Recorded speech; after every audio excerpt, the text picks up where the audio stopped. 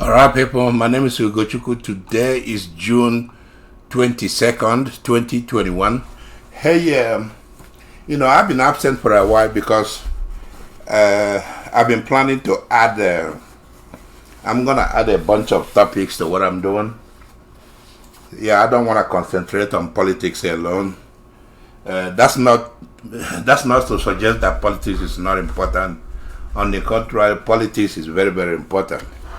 Whoever controls the country controls everything, as you know now. In Nigeria. So I'm gonna still deal with politics, but I don't want to concentrate on it alone. I'm gonna divide my days. Some days politics, some days science. So I'm introducing science. Of course, science is a broad subject. There are different kinds of science, right? What I mean by science is not just I don't have a medical degree, so I can't teach you medicine. I'm not a pharmacist, so I can't teach you pharmacy. But what I do know is mathematics. I know physics. I know web development. So I'm gonna start with mathematics. I'm gonna start. Let me show you the topic I listed. I'm gonna actually start. I'm gonna start from the areas I will cover: pre-algebra, pre-calculus, calculus, and then after that I can go further. I can deal with differential equations, linear algebra, abstract algebra. I can cover those, but mainly most people have problems here. See, the idea is to get a lot of audience, not just Nigerians. I want audience from America, audience from Japan, audience from China, audience from Nigeria, from everywhere. Because, most everywhere they use algebra, pre-algebra, pre-calculus, calculus. They use that to solve problem everywhere. These are universal subjects that everybody uses. Mathematics is an universal language. So I want to be able to have more audience. Have a larger pool of people to, come to my channel. I've developed two other channels. So what I may do, I may move my science topic to a different channel. I'm not gonna announce it now, but I'm working on it. So the channel where we are now, U247, I'm gonna leave Nigerian politics there, right? So another channel will be for science. By the way, I have another channel, the third channel. That one is for a different topic, but I will get to that when I have time. I get to that. I'll let you know. So like I said earlier, not just mathematics. I'm gonna go into physics, then go into web development. I told you what I mean by that. I can set up web server. I'll show you how to do that.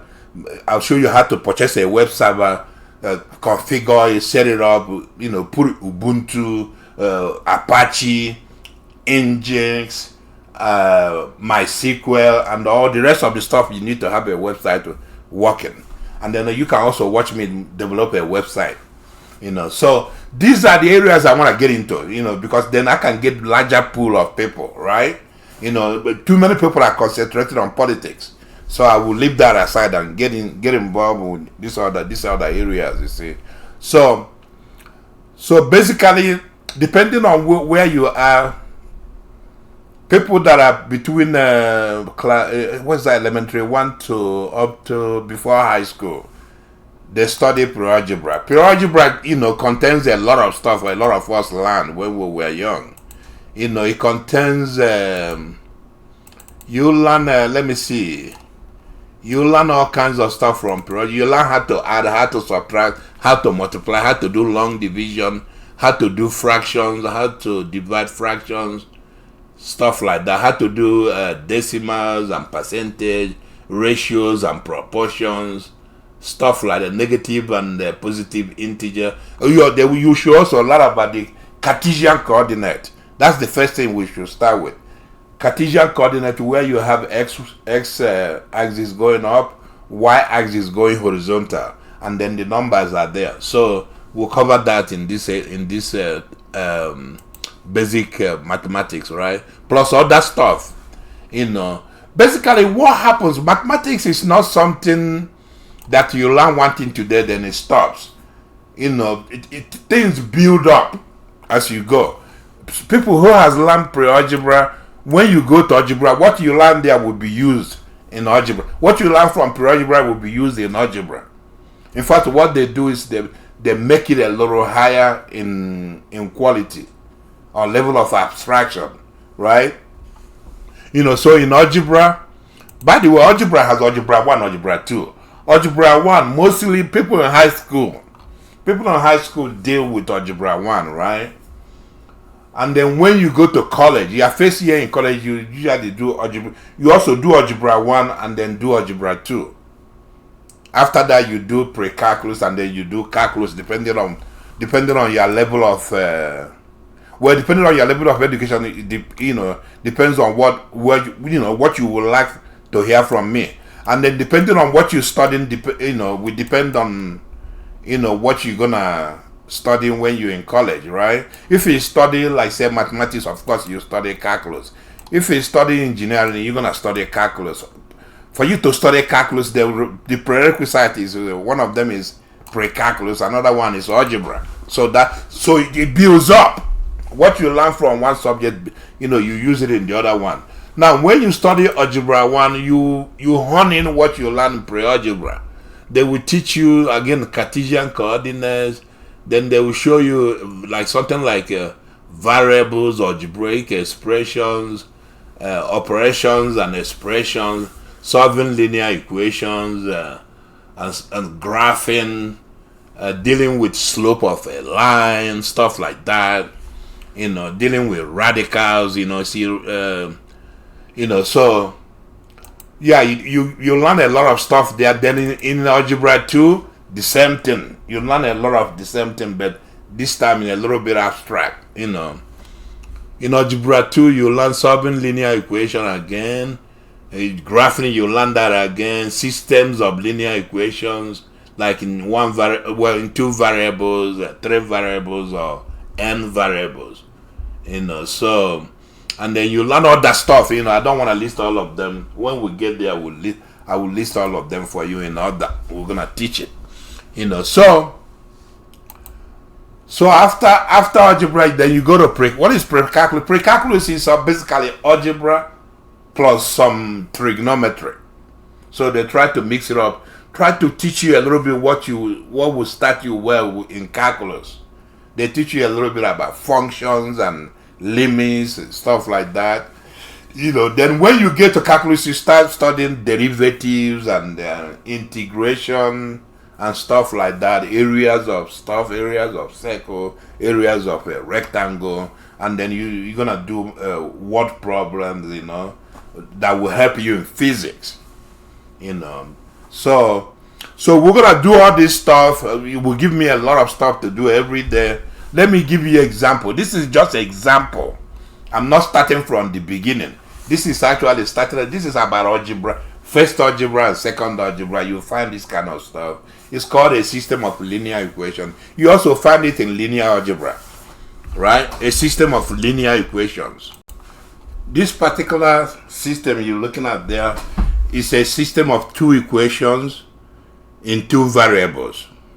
So you can have more than that. You can have a system of 3 equations in 3 variables, 4 equations in 4 variables. So there are many ways to solve this, but in algebra they concentrate on only 3. In algebra they use graphical method. Therefore, you get a graph paper, or you are graphing in a computer. You put those equations there. It will show you where they cross, because each of the equations is a line. 12x plus y equals to 19 is a line. These are linear. Why they're linear? They're linear because they don't contain x squared or y squared or x times y. So an equation like y equals to x squared is a curve. It's not a straight line. So basically, these are straight line. That's what they call linear. Linear means they're straight. They're not curvatures. You see. So the first method you to solve this is you put it in a graph and then you get two lines. Where the lines intersect, basically is the solution. Will give you the solution set, right? Because where the line intersect will give you one y variable, one y value, and then the other one will give you one x value, right? So that's one method. The second method to solve the problem is what they call substitution method. That's whereby you take one equation, you isolate one variable, like you say y equals to 19 minus 12x, and then you take that value of y, you substitute that in the second equation, and then you solve for x. That's what they call a substitution method. So the third method is called it's called elimination method. That's actually the what I use there. I use the elimination method to solve it here. I mean, I can, if I have time, I don't want this podcast to be too big. I can show you the other. I can solve the problem using the other method too. Elimination method is what I use. Basically, what is the elimination method?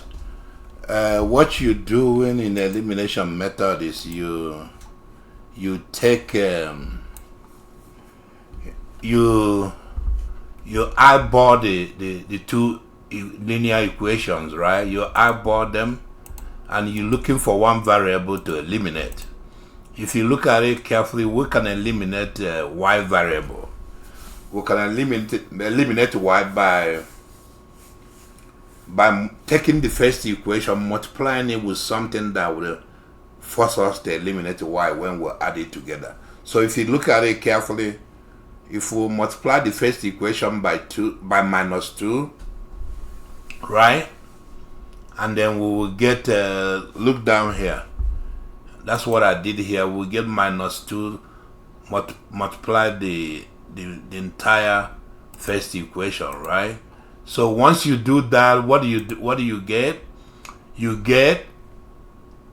You simplify it, you get this minus 24x minus 2y equals to minus 38. That's what you get when you. By the way, we'll cover this. What I did here in the basic math and then in the early algebra. What I did here is I distributed 2 into the various elements inside the bracket. So you take minus 2, you multiply 12x. Then you take minus 2, you multiply plus y. You take minus 2, you multiply 19. So for example, you take minus 2, you multiply 12x, you get minus 24x. You take minus 2, you multiply y, you get minus 2y. You take minus 2, multiply 19, you get minus 38. So then what you do after you done all that, you bring down the second equation. See up here? You bring down the second equation. That way you can add what the result with the second equation. Once you add that, what do you do when you add stuff like this? You add the like to like. You add minus 24 to 20x. You add minus 2y to 2y. You add minus 38 to 34. When you do all that, you get minus 4s equals to minus 4. Then you simplify. How do you do? Say again. You divide both sides by minus 4. So if you divide minus 4x with minus 4, you get x, right? If you divide minus 4 with minus 4, you get 1. That's how we did that. We'll cover all that later on in pre-algebra and then in algebra. So once you get that value, you put this value of s in any of the two equations, right? You can put it on this one, or you can put it on that one to solve for y. So let's see what I did. I used the first equation right there. X equals to 1. This is the first equation. Wherever you have x, you put 1. So what happened? 12 times 1 plus y equals to 19. And then simplify that, you get 12 plus y equals to 19. And then you move 12 to the other side. Or you can subtract 12 from both sides. Then you get 19 minus 12, which will give you 7. So y is equals to 7. So basically the solution for the entire system is x equals to 1. Let me write down, just give me a minute. Let me write it down nice and neat. So you're gonna say the solution set, or the solution for the equation, for the two equations, right? X equals to 1 and y equals to 7, right? Alright. That's the solution set right there. X equals to 1 and y equals to 7. That's it. So that's how, this is just an example. That's how you solve this kind of problem. Alright? So we're gonna get into it in detail. We'll go slowly. That way everybody will follow what we're doing. So don't worry about that. I'm gonna start from beginning and then go down until we cover everything.